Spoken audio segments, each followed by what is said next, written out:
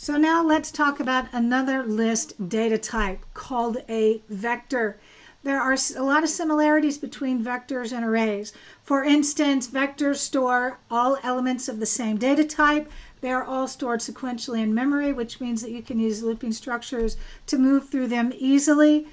They are zero-based indexed, so the first element is always 0. The difference between a vector, one of the differences between a vector and array is that a vector is actually an object of a class. That's why we're going to have to do pound include vectors inside of the chevrons in order to be able to import it or include it in our program and use all of the functions that are available to it. Another one of the differences is that the size of a vector is dynamic. Unlike array, which is the size is fixed in place from the moment of creation. Vectors, the size is dynamic so that we can add and delete elements from it.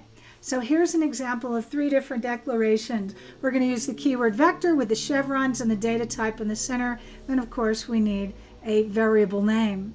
Now we can explicitly or implicitly set the initial size of an array. So the next 2 declarations are declaring int vectors. The first one, num_rooms, the variable num_rooms, will have 3 elements in that array, the vector. The next one, room number, will also have 3 elements in the vector to begin with. But we are now implicitly setting the size, the initial size of the vector, based upon the number of comma-separated elements in the list. And just like arrays, there's a variety of different functions that are available to it.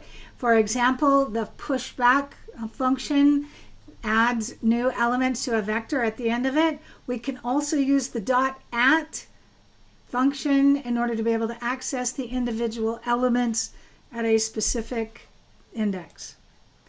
So here is a more comprehensive list of some of the vector functions. On the left-hand side, some of the useful functions such as size will again return the number of elements in a vector. Empty would tell us if there's anything in it. I want you to notice at the bottom the at function is one of the ways that we can access the elements of a vector. We also have that operator, the square braces with an index number. The difference between the at and the operator for both arrays and vectors is that the at function does bounds checking when the square braces operators don't do any bounds checking. That is exception handling, correct? On the right-hand side, we're going to see a link to more methods in the C++.com website with a much more comprehensive listing of all of the methods, functions that are available to vectors and how to use those. So, what are some of the similarities between arrays and vectors? We'll do a more formal list. So, we can randomly access elements in arrays and vectors both using the at function or using the braces operator. Both the arrays and vectors contains elements of the exact same data type. They are both zero-based index. We can iterate over them, both of them using looping structures. And they are both supported by the C++ STL because there are methods that are available to them. So let's see if we can see some of the differences between arrays and vectors.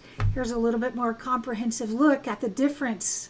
So arrays are fixed in size while vectors are dynamically sized. Arrays are generally faster due to less overhead. They require manual memory management when dynamically allocated, and they are less safe because they lack bounds checking. That would be elements out of bounds. Vectors, on the other hand, are dynamically sized. They automatically manage their memory, and they do provide bounds checking. They're much more flexible and safer to use, although there is more of a slight performance overhead. And both arrays and vectors are fundamental to C++ programming. So they each have their own very specific use cases, reasons when I would use them. So here is an example. So arrays are suitable if I have a fixed size of collection of elements and performance is very critical.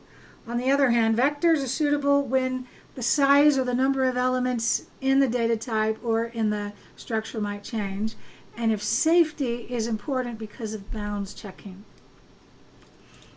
All right, so how about if we try out vectors?